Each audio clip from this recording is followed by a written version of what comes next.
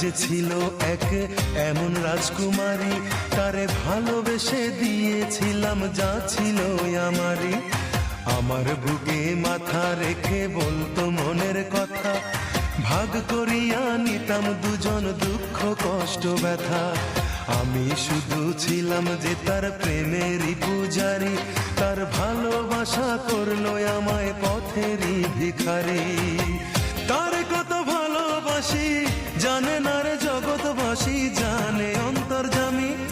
যখন তোমার কেউ ছিল না তখন ছিলাম আমি, এখন তোমার সব হয়েছে পর হয়েছি আমি।